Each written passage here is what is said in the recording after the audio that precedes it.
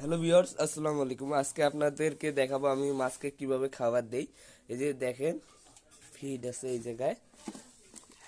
এই যে দেখেন, মাছগুলো সব খাবে। দেখতে পাচ্ছেন ওরা উপরে উঠছে, ভয় পায় একটু।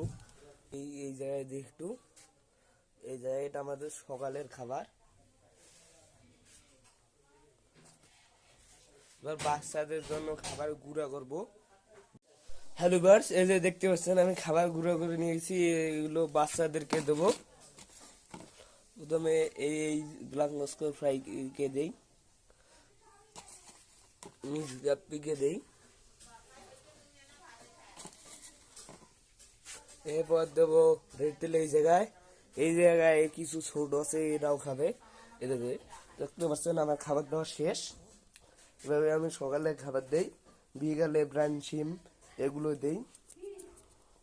যারা আমাদের চ্যানেলটি সাবস্ক্রাইব করে নেই, সাবস্ক্রাইব করে আমাদের পাশে থাকবেন।